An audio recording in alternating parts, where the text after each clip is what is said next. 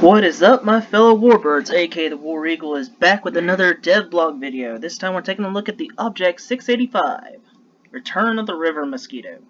I don't know what they mean by these things, but you know what I mean. You know what? Those of y'all that actually know these vehicles better than I do probably do. Object 685 is a Soviet prototype amphibious light tank. Yay! You guys know I love my amphibious vehicles. Developed in the late 60s, early 70s as a replacement for the obsolete PT-76. Despite it not being ordered in production, tankers in War Thunder may look forward to the highly interesting Object 685 coming into the game as part of Update 1.91. A 70s experimental Soviet amphibious tank offering light mobility combined with fast-firing auto-loading 100mm gun. Holy crap! An amphibious tank with an autoloader at 100mm. This thing is going to be ridiculous. Alright, so pros. 100mm cannon with a mechanized loading system and superb mobility. Cons, very light armor. That's typical of most amphibious light vehicles, but holy crap, 100mm with a autoloader on a light amphibious tank. You guys know I love my amphibious tanks, but auto-loading 100mm, this thing is going to be insane. If I actually played tanks on a regular basis, and, you know, at least had up to what this thing would be unlocked, I would absolutely have fun with this thing. Alright, historical background. Object... Okay. Sorry. In War Thunder, the Object 685 will continue the light tank branch in Rank 6 on the Soviet Ground Forces tree after its arrival in the game as part of Update 1.91. Reminiscent of the Object 609 which precedes it, the Object 685 builds upon the foundation laid by its predecessor and expands on it with the use of larger, more powerful main gun assisted by a very handy auto-loading mechanism. That's gonna be ridiculous. Okay, I also gotta say, is it just me, or does it kind of look like the turret? It's almost kind of based on the Tiger from Germany. I don't know, I'm just getting Tiger vibes from looking at this thing. At least the turret. Especially, you know, like in this picture. Anyway, unlike the Object 906, the 685 is armed with a bigger 100mm 2A48 cannon. In addition to the increase in gun caliber, the Object 685 also sports an auto-loading mechanism, which will subsequently increase the rate of fire of the vehicles compared to other Soviet tanks armed with 100mm cannons. To round off the combination of excellent ballistics and fire rate, the 685 will also have access to a wide selection of various ammunition types, ranging from regular armor-piercing rounds to explosive filler, to chemical rounds, to going all the way up to highly potent sub-caliber munitions. Thanks to such firepower, the 685 can comfortably punch well above its weight category and be confident to come out on top most of the time. Fun fact, although a failed project, parts of the 685, such as the chassis, found their way into subsequent more successful designs, such as the BMP-3. So hold on. BMP-3, does that mean we're going to be seeing that in game? Hint, hint, maybe? We'll have to wait and see.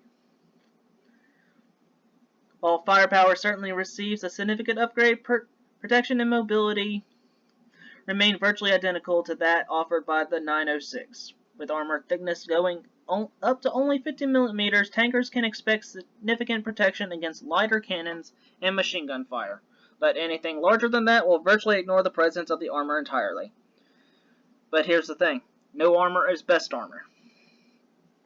The 400 horsepower engine found on the 685 may be stronger than that of the 906, but it effectively only compensates for the weight increase, allowing for the 685 to reach a similar top speed of 70 kph forward, 21 kph in reverse, and 10 kph in the water.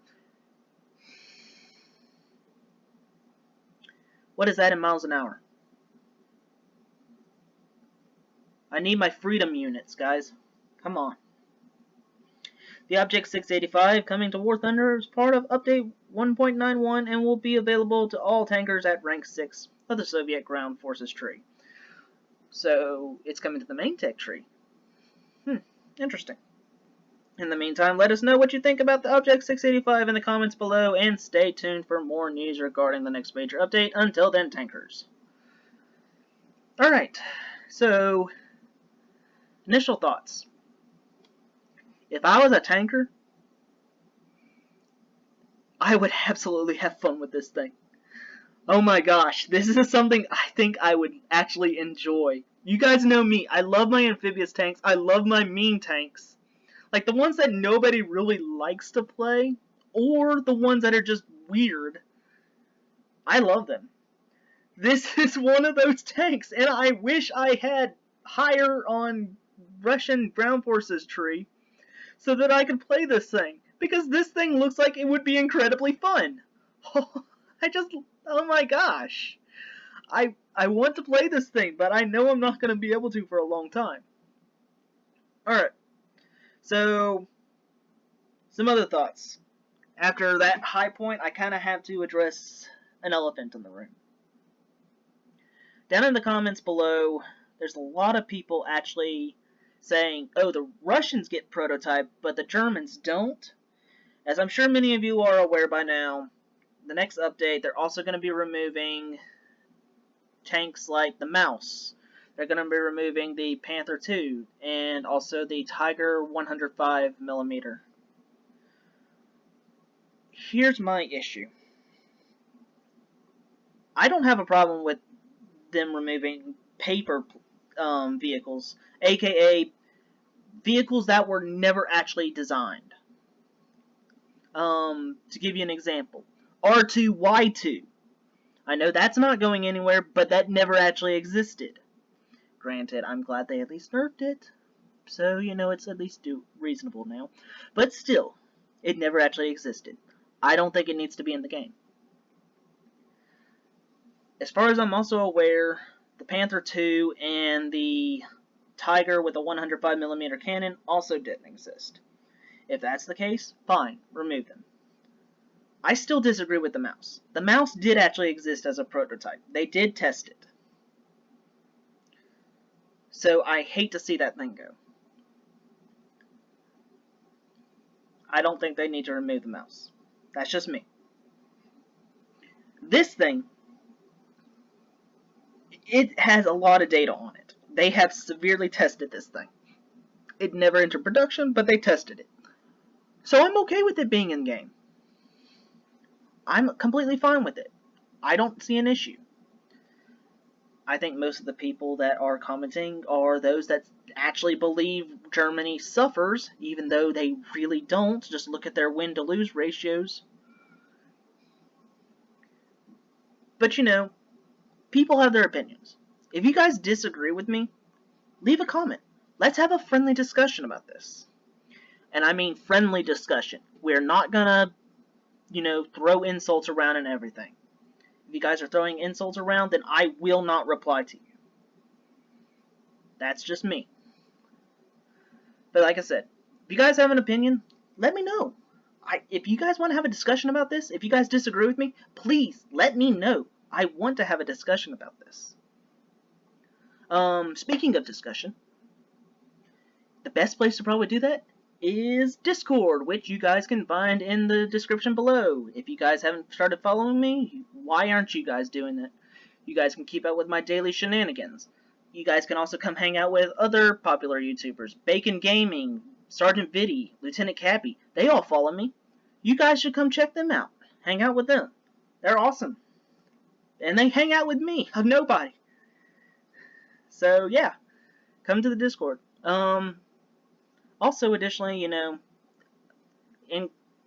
insert standardized outro. If you guys like what you saw, leave a like on the video, subscribe to the channel, leave a comment. Of course, if you guys didn't like it, let me know why. I'll try to improve. Again, I'm on PC, so, you know, quality is just not as good as my PS4 videos. I'm still working on it. If you guys didn't like what you saw, please don't subscribe. Just unsubscribe. Just let me know what I can do to improve. And as always, I hope you all enjoyed.